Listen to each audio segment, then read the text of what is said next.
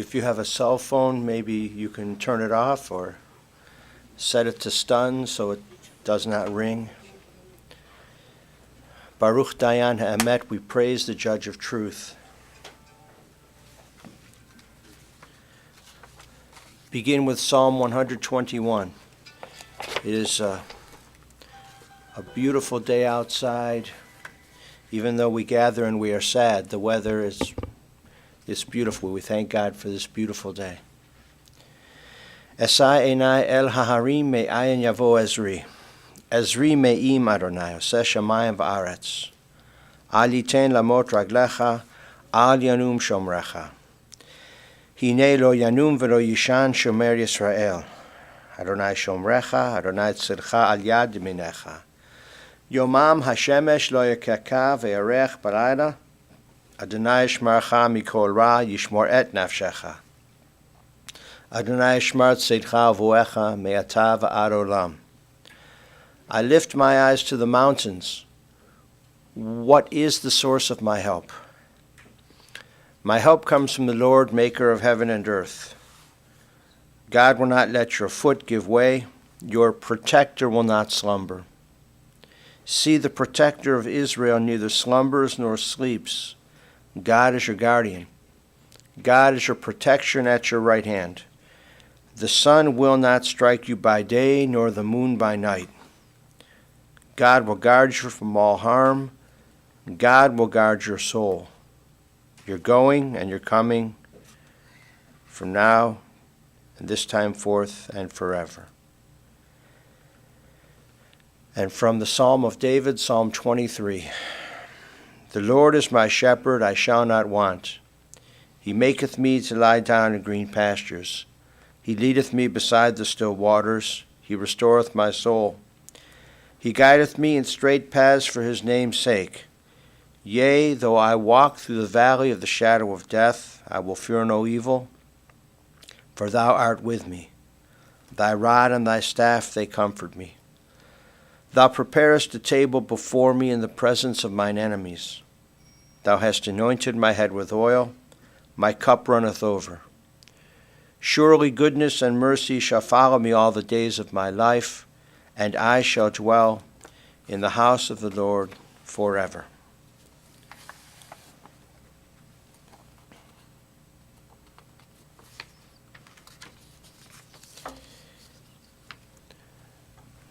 This afternoon, as we gather, we fulfill a solemn obligation, an important task, to pay our respects to the memory of your dearly departed Liba Kogan. I know sometimes she was called Liba, Tony said, but she was really called Luba, so we call her by her name, Luba. Even though this assembly of friends and loved ones is a support and a comfort to the sorrowing family, the sorrow is quite deep. She was physically a beautiful woman, and she was beautiful on the inside also. She was a loving person.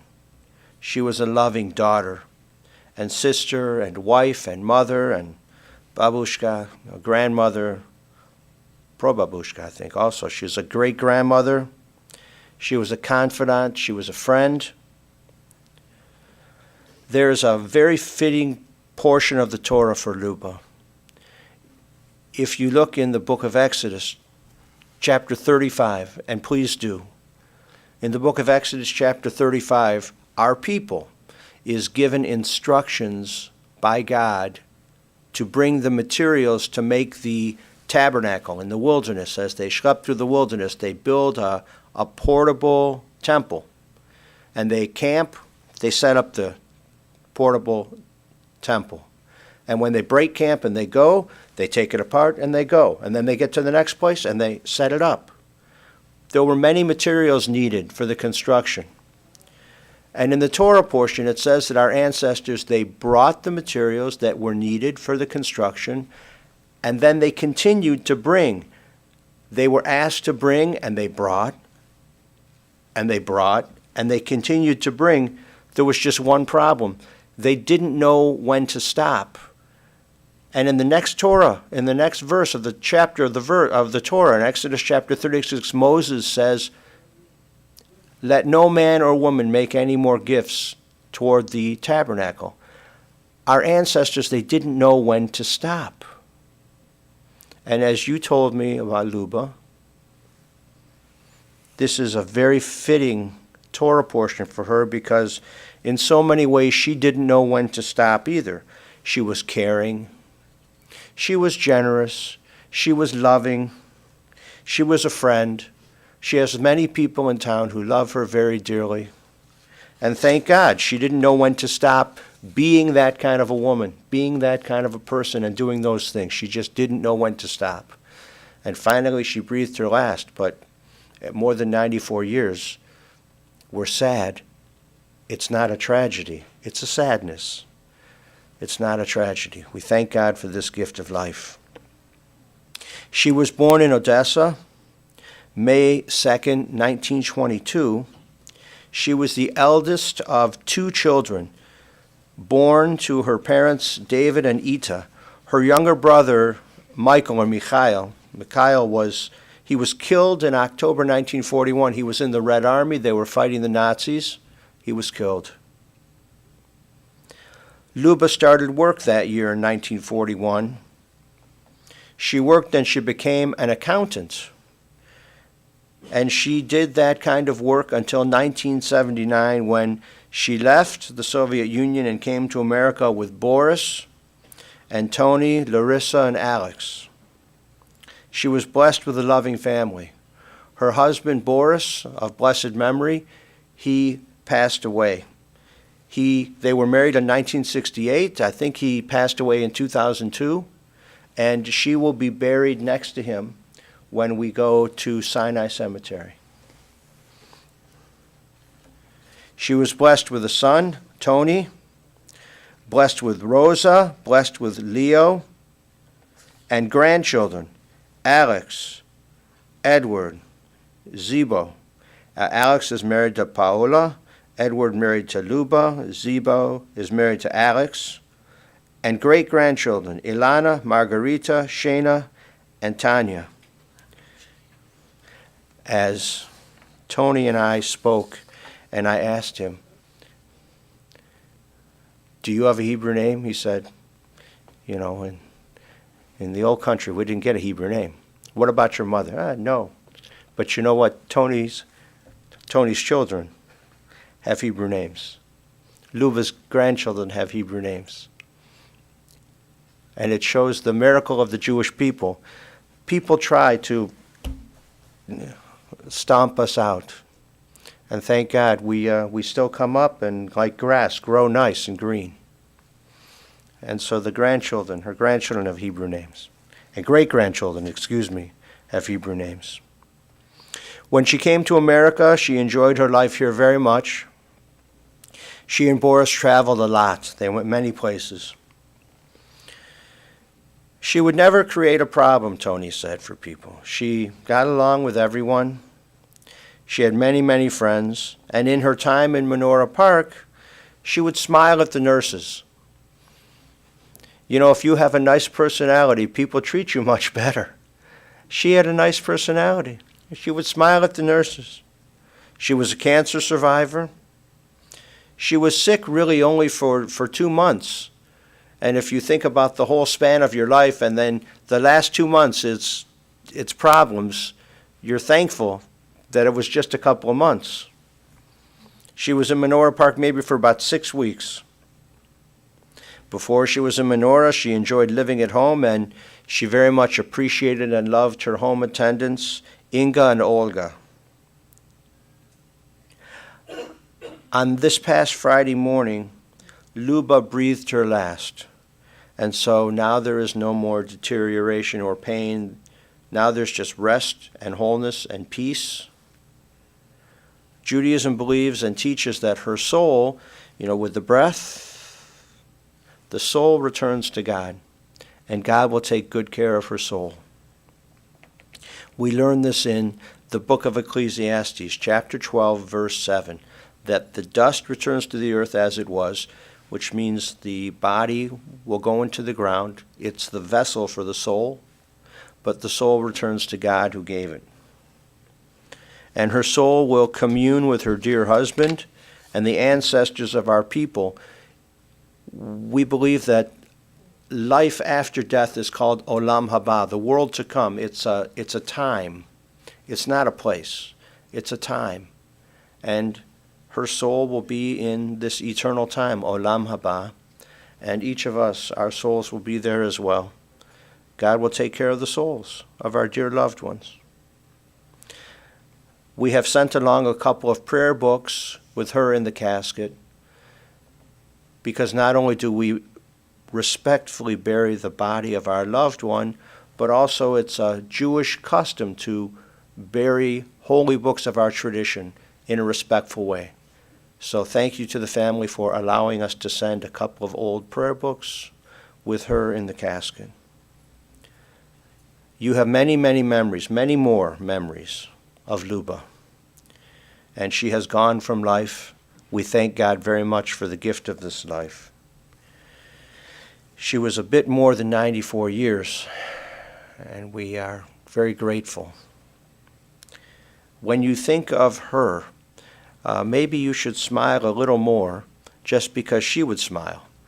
Be nice to people because she would be nice. It makes the whole world a better place. It makes all of your families a whole better family if people will be nicer to one another. And we do these things in her loving memory. We conclude with words from the first chapter of the book of Job. Adonai natan v'Adonai lakach, yehi shem Adonai mevarach.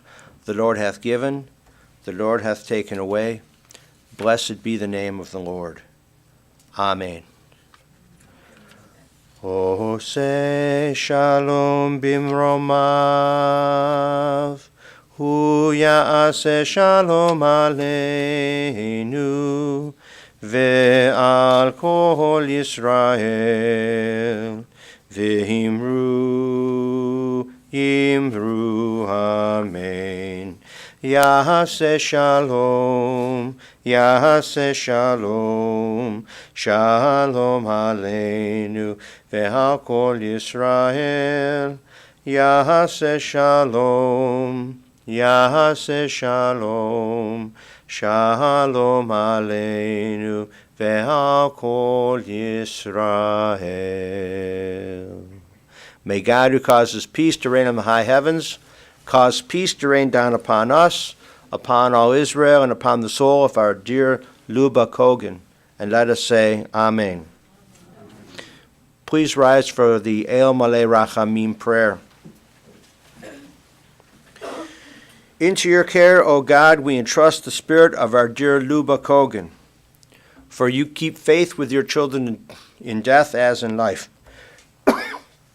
Sustain us that we may meet with serenity the mysteries that lie ahead, knowing that when we walk through the valley of the shadow of death, you, O God, are with us, a loving friend in whom we put our trust. You are the light of our life, our hope in eternity. El Malei Rachamim, Shochen Bamromim, Hamitzeh Menucha Nechona, Tachat Kanfei Hashchina, Im Kedoshim Utohorim, Kezohara Ki Amazhirim, Et Nishmat Liba Kogan, Shalacha L'Olama, Ba'al Harachamim, Yastireha B'Seitek Kenafav L'Olamim, Vayitzroh B'Yisroh HaChaim, Et Nishmata, Adonai Hu Nachalata, V'tanuach b'shalom al mishkava, v'nomar Amen.